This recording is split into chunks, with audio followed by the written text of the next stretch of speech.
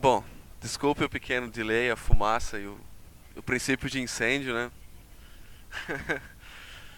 Eu espero que tudo depois funcione com o computador. O importante do meu computador é que eu tinha uma versão específica do Daily Notes ali, onde eu já havia anonimizado os nomes dos usuários, que aqui a gente vai clicar, vai ver nome de aluno, e, e também eu tinha preparado já umas anotações e tal, enfim, tava preparadinho para aquilo, mas a gente vai usar o que tem online. Eu espero que os alunos não se envergonhem das próprias anotações. Ah, bom, eu vou. A minha apresentação ela vai se dividir em basicamente duas pequenas partes. Uma eu vou mostrar como é que a gente faz as anotações livres ou estruturadas, como a gente faz as anotações semânticas. E na segunda parte eu vou discutir dois subtipos de anotações semânticas que a gente está chamando de anotações semânticas independentes e textuais, que são dois tipos que a gente percebeu que eles existiam no decorrer do nosso da nossa do nosso uso com os alunos, do nosso uso com mexendo na própria ontologia.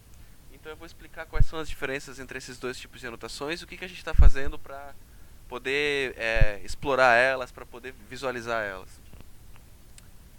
Bom, a anotação livre é assim, a gente pega um trecho do texto e coloca um título e mais um textinho associado àquele trechinho de texto. Isso é uma anotação que a gente chamou de livre ou estruturada, né?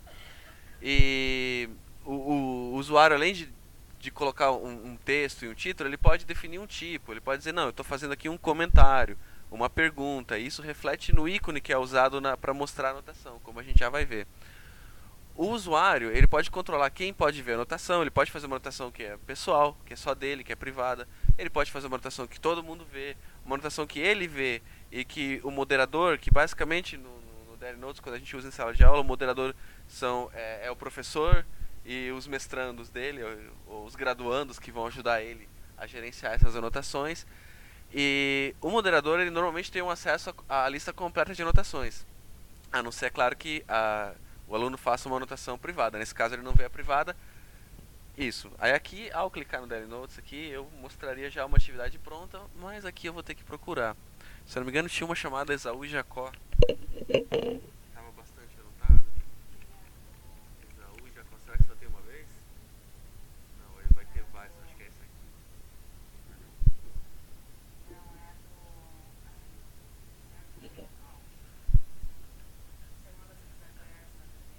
Mas o do Raimon Hall é pra semântica.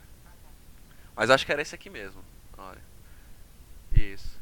Então, esse texto aqui ele já está bastante anotado. Olha, cada íconezinho desse aqui corresponde a uma anotação. E o íconezinho ele muda conforme o tipo da anotação. Então, por exemplo, esse aqui eu acredito que seja um comentário, né? Olha, comentário. Aí aqui né, isso aqui que eu tinha anonimizado. Mas aqui a pessoa pode digitar um título.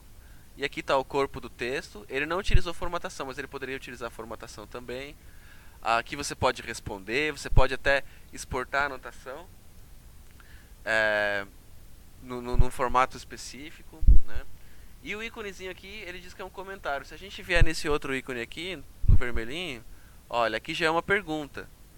Então aqui o cara até terminou a pergunta com um ponto de interrogação. E tem outros tipos de anotação. Para a gente criar uma anotação aqui, deixa eu pular para uma outra parte do texto menos anotada. A gente seleciona o trecho que a gente quer anotar, clicando na primeira palavra, na última. Aí ele pede o tipo de anotação, no nosso caso é livre. Eu vou fazer uma anotação pública aqui. E aqui estão os três campos dessa anotação estruturada, ou que a gente está chamando de livre. Aqui a gente seleciona o tipo da anotação, que vamos selecionar, por exemplo, uma explicação. Aqui você pode digitar um título, que não é obrigatório. Eu com uma mão não consigo digitar, vou digitar qualquer coisa aqui. E aqui você pode formatar esse texto, você pode dar destaques, colocar links, fazer um monte de coisa. E quando você salva, ele mostra a anotação que você fez, né? Isso aqui é uma anotação do tipo mais fundamental que a gente tem e que corresponde muito àquela anotação que o professor mostrou nos livros, que é aquela anotação que você faz à margem, né? Que é simplesmente uma anotação textual que você faz ali. Ah, em sala de aula, você tem você tem um uso disso aqui, que é o professor, por exemplo, ele já pode deixar o texto pré-anotado com ícones de pergunta, por exemplo, que era aquilo que a gente tinha visto antes. No caso ali tinha sido um aluno que tinha feito a pergunta. Mas o professor, ele pode já passar o texto deixando várias perguntas aqui para os alunos responderem. Os alunos podem responder essas perguntas ou clicando aqui em responder mesmo, ou gerando outras anotações. O professor pode chegar e dizer assim, olha, nesse capítulo que inicia, eu quero que vocês façam anotações que identifiquem as características principais dos personagens, sei lá, alguma coisa assim, e os alunos vão fazendo aquelas anotações. Também para auxiliar o professor e os graduandos e mestrandos, né, na tarefa de avaliar as anotações, de ver como os alunos fizeram, a gente tem aqui uma listagem das anotações, que é esse botão aqui. Quando a gente clica nesse botão, ele mostra um painel aqui em cima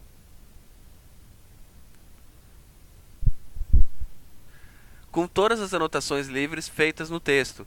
Então aqui a gente vê que esse texto ele foi bastante anotado, ele tem muita anotação. O professor ele pode clicar aqui e ele vai pular já para a anotação, no caso uma anotação bem grande. Ele vai sempre pular para o local, vai mostrar a anotação no contexto dela, né? E ele também pode filtrar aqui pelo tipo da anotação. Eu só quero ver quem fez uma explicação. Então ele vai mostrar todas as anotações feitas do tipo explicação.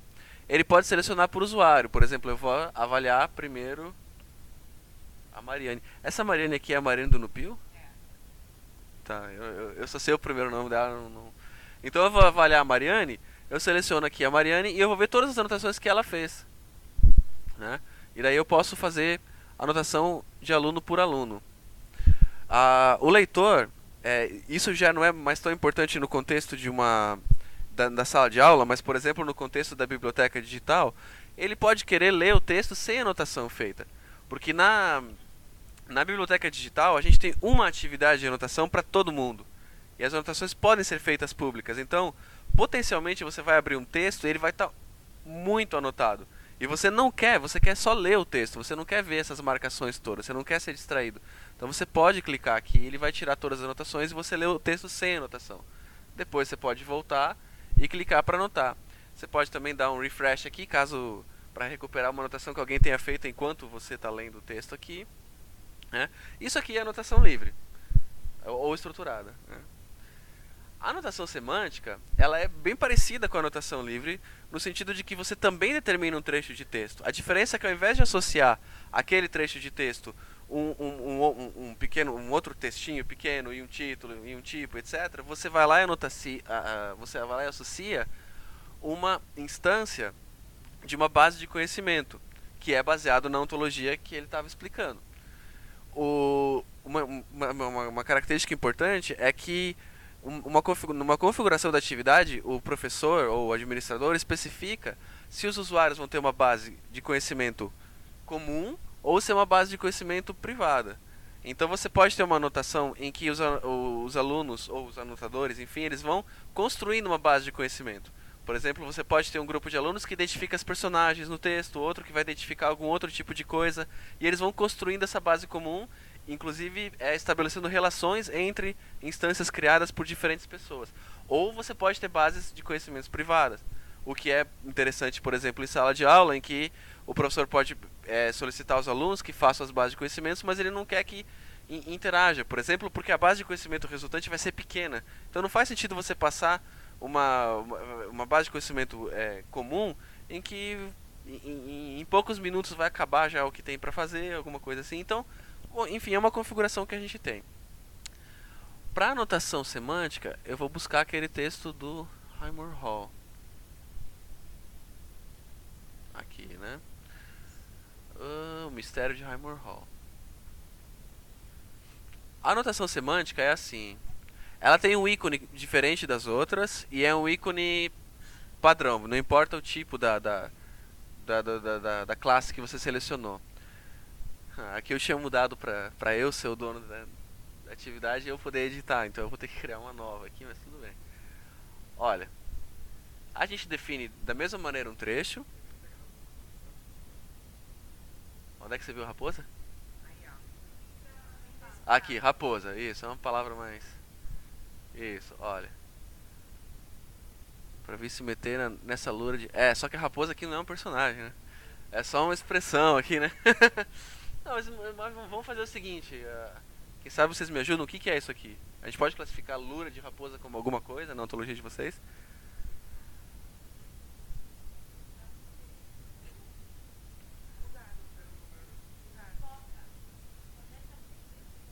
Certo, mas isso aí a gente é uma. Não tem? Não vai ter nada? Tudo bem, mas é que não é uma localização, né? É uma expressão, assim. Eu vou supor que é uma raposa que é um personagem, ok? Pra até ficar mais bonitinho. Então, como o professor estava mostrando antes, aqui a gente tem uma estrutura de classes, tá? Que é uma ontologia que a gente chama de ontologia e que ela é um pouco mais restrita, ou talvez até bem mais restrita do que todos os recursos que existem para ontologias. Ela não, a gente não pode fazer tudo que pode ser feito numa ontologia. Então aqui a gente tem uma estrutura bastante rígida. Aqui a gente tem uma estrutura de classes em que sempre o filho aqui está numa relação de E1, que o professor tinha mostrado antes, para classe pai. Então, uma pessoa aqui, ela é uma personagem, assim como o objeto é uma personagem. Se a gente vier aqui em localização, uma cidade é uma localização. A gente tentou gerar essa ontologia sempre é, na base do E1, que é e é aqui que faltou uma certa metodologia que eu havia comentado numa palestra anterior, né? Que quando eles tinham feito o mapa mental inicial deles, eles não tinham seguido essa estrutura E1. Era uma, eles tinham uma estrutura em que havia uma ligação genérica, assim, tá relacionado, tem relação. Mas a gente não podia chegar e jogar aqui daquele jeito, porque ia ficar uma zona, ia ficar difícil de encontrar. Apesar do mapa mental estar correto para o mapa mental, ele não estava correto para uma ontologia. Então a gente adaptou tudo aquilo para ficar numa relação E1. Então aqui, por exemplo, a gente selecionou uma raposa, a gente vai fingir que ela é um personagem e que ela é um animal.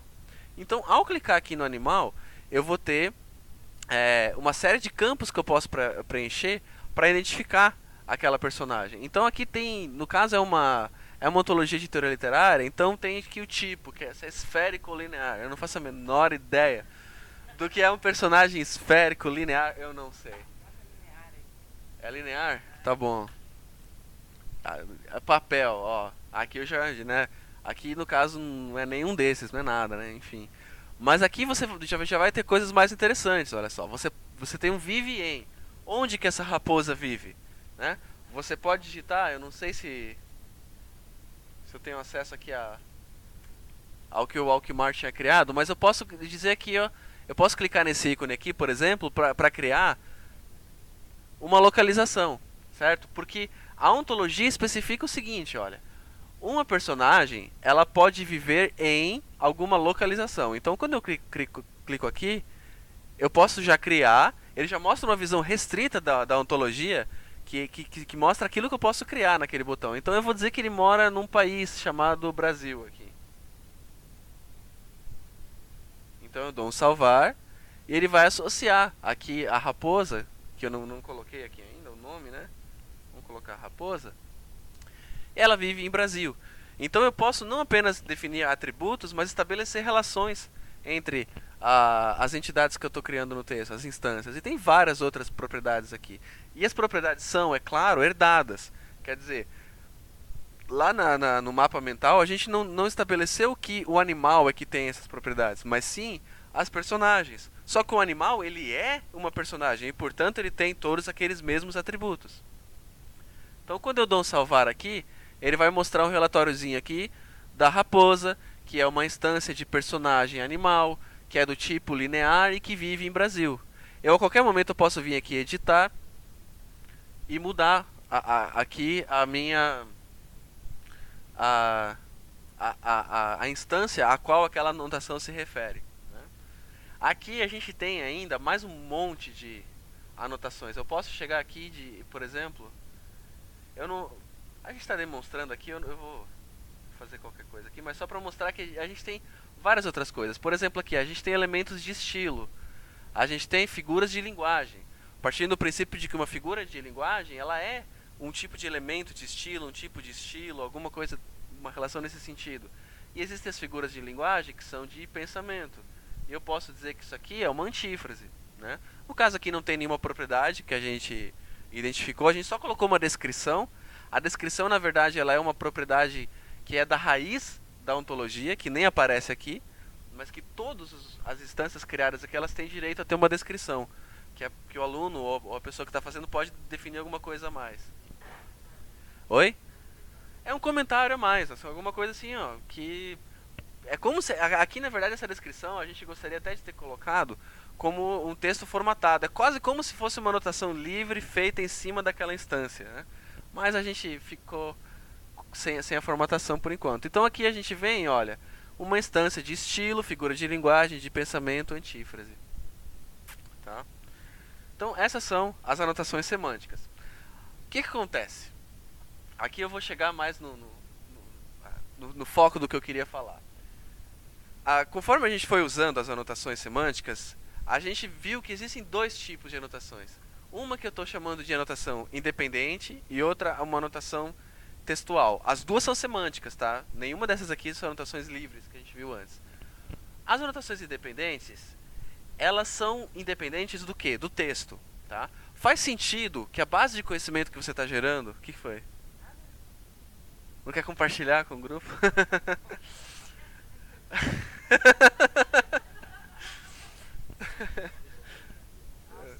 Não tem problema. É independente do texto. Você pode falar numa personagem, mesmo que você não tenha anotado em nenhum local do texto, você pode falar que aquela personagem existe. A raposa, você pode ler o livro inteiro e depois dizer, não, mas existe a raposa. Eu não anotei em nenhum lugar. Mas eu não preciso anotar a raposa num pedacinho do texto para dizer que ela existe. Ela existe independentemente de uma anotação feita no texto, certo? Mas, por outro lado, quando eu marco uma antífrase ou uma metáfora, eu posso dizer de uma certa maneira que ela existe independente do texto, mas muito assim não. Ela está presa no texto. Ela é materializada no texto, ela está presa, tá? Ela está presa no texto. Eu marquei esse pedacinho de texto aqui e esse pedacinho de texto é uma antífrase, ok? Não faz muito sentido eu ficar falando numa antífrase que está fora do texto. Faz algum sentido, mas comparado com a existência de um personagem, assim, ó, não faz sentido nenhum, entendeu? Então, eu já acabei mostrando aqui uma anotação independente, que era o caso da raposa, e uma anotação textual, que é o caso da antífrase.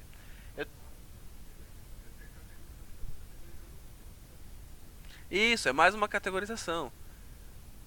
Exatamente. Então aqui eu tenho uma tabela de várias propriedades que eu elenquei dos dois tipos de anotação. Uma anotação independente, ela tem uma vida fora do texto.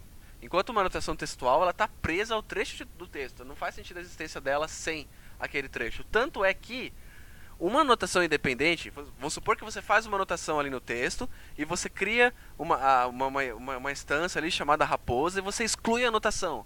A raposa continua existindo. O sistema não vai excluir a raposa.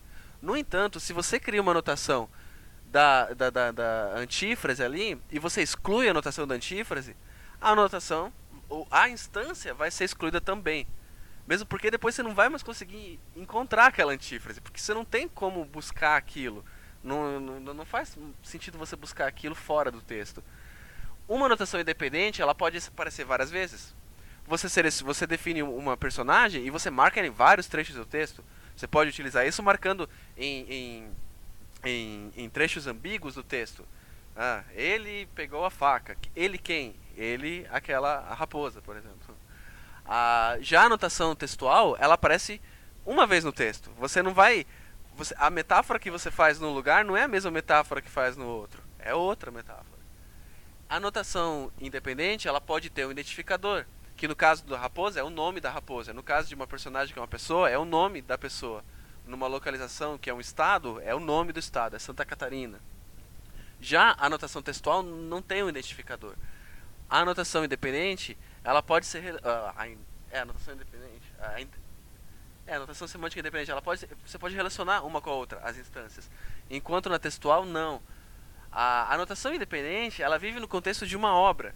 Porque se você tem mais de uma obra, se uma obra é uma continuação da outra, você pode até tentar fazer uma relação entre entre os personagens. Se você está falando do Harry Potter, o Harry Potter de um livro é o mesmo Harry Potter do outro. Então faz algum sentido. Mas se as obras forem diferentes, você não consegue mais fazer relação entre as obras. São universos diferentes. Mas numa anotação textual você pode. É uma metáfora, ela é uma metáfora em qualquer livro. Então você pode fazer buscas que fazem sentido em obras diferentes. A anotação independente você visualiza de forma gráfica, enquanto a textual você visualiza de uma outra relação. Então, por exemplo, eu vou mostrar aqui, já nessa obra, a anotação gráfica. Desculpa, a visualização gráfica. Olha, isso aqui foi a anotação que eu acabei de fazer. Tem uma raposa que vive no Brasil.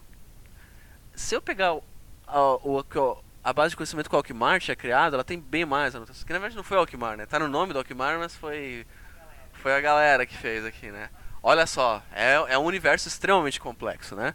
Então, aqui eu posso ver, por exemplo, aqui eu tenho um rato. Olha, quando eu vou com o mouse em cima, ele vai destacar as relações do rato. O rato tem relações pessoais como... O que está escrito aqui? Com o cabeçudo. O rato ele tem relações pessoais com o Angus. E o rato vive em Highmore Hall. Esse é o rato. É um rato importante no texto, né? A gente tem aqui o Sir John Highmore, que ele também tem as relações dele. Aqui a gente pode arrastar. Isso aqui, essa visualização, ela é feita com base numa simulação física. Então é como se as instâncias elas fossem partículas, né? Inclusive a gente pode mudar, olha, a distância entre as partículas, vai aumentando. A gente pode diminuir. A gente pode colocar uma gravidade maior, de modo que elas se agrupam. A gente pode diminuir a gravidade ao ponto que não tem gravidade, elas fogem, né? Tem a carga, que é a atração que elas têm entre elas. Enfim, tem vários parâmetros porque é de fato uma simulação física, né? Tanto que a gente pode pausar a simulação aqui a qualquer momento e depois continuar. Aqui a gente pode ocultar algumas classes. Por exemplo, se a gente não quiser ver as ações e nem localizações, deixa eu ver o que acontece aqui. Olha, aqui a gente já tem uma visualização mais simples. Se eu dar um zoom out aqui, ele até consegue caber tudo na tela. Que a gente pode ver aqui as relações entre as personagens. A gente pode adicionar a localização e ver onde estão as localizações aqui e tal.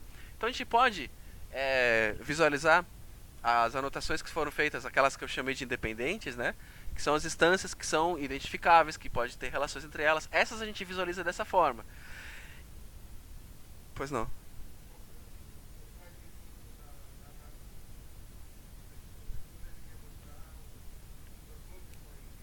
Isso. Isso, que são os fatos, né? As ações aqui, ó. Se eu vou mandar ocultar o resto aqui, né? Tirar a ação? Ah, claro, claro. Eu não viajei aqui, peraí. Ih, caramba. Volta. Isso, olha. Tá aqui o encadeamento da obra, né? Isso, ó. Aqui tem um. Por que tem um triângulo aqui? Ah, porque os fatos eles podem suceder uns aos outros de duas maneiras. Por exemplo, essa primeira chegada de Dan Braid aqui, ela sucede na narrativa, a vida de Sir Francis, e cronologicamente, porque você pode ter um livro em que o livro não relata os acontecimentos de maneira cronológica. Então você pode ter uma sucessão de fatos de uma maneira que eles aparecem no livro, e uma sucessão de fatos de uma maneira reorganizada que você fez, que é a maneira cronológica.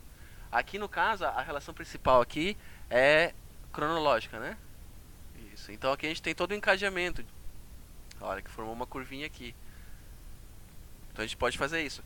E pelo fato dessas anotações elas serem independentes do texto, a gente pode também utilizar isso aqui como um editor, certo? A gente pode vir aqui e clicar com o botão direito do mouse e não funciona. Por que não funciona? Será que essa é uma versão antiga do Firefox? Oi? Talvez. Se for isso, então quando eu vier aqui nas anotações que eu fiz, eu vou poder... Não, não é, olha, ele não está conseguindo capturar o clique do mouse aqui, por algum motivo. Bom, mas acredite em mim, quando você clica num browser melhorzinho assim, atualizado, quando você clica com o botão direito do mouse, em cima de de uma instância, você tem a opção de excluir. Então a anotação, uma instância dessa do tipo independente você não exclui no texto, você exclui aqui, porque ela tem uma vida independente. Você pode criar personagens aqui, entendeu? Você pode, por exemplo, fazer uma leitura da obra. Bom, e agora eu vou criar então as instâncias e não durante a leitura da obra. Você pode fazer esse tipo de coisa. Então isso aqui vira um editor da base de conhecimento para as instâncias independentes. As outras, aquelas textuais, eu vou pegar aqui, cadê o Vinícius Moraes? Aqui.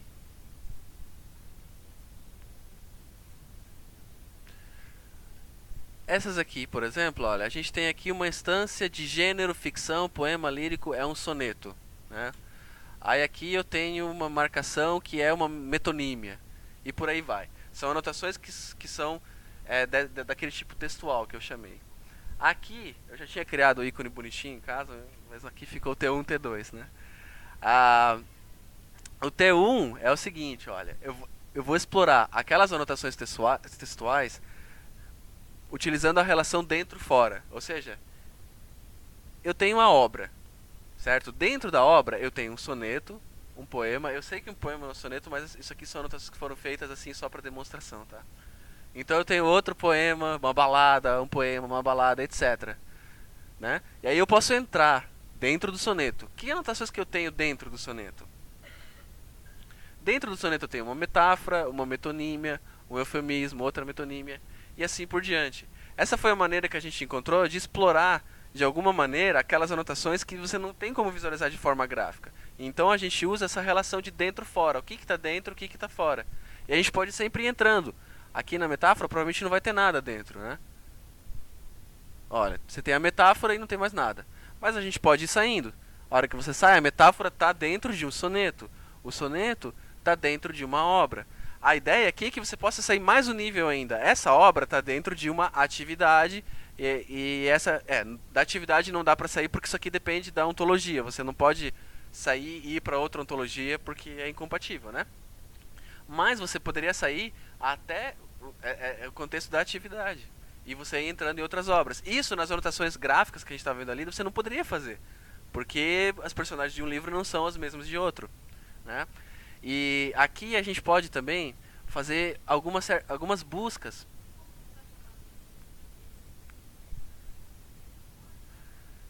É relação de dentro e fora. Eu não achei um termo melhor ainda, né? Para essa visualização, mas eu estou chamando de dentro e fora. E aqui a gente tem também uma busca que a gente pode fazer. Por exemplo, eu quero localizar todos os elementos de estilo dessa obra. Então eu dou um find e ele vai listar as metáforas dessa obra.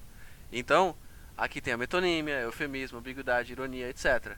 Isso aqui, quando a gente vai fazer uma análise num corpo maior de texto, por exemplo, em toda atividade, ou se a gente conseguir em todas as atividades de uma mesma ontologia, que sabe, esse é o nível superior, né? Você sai de uma obra, você vai para uma atividade. Você sai da atividade, você vai para uma ontologia.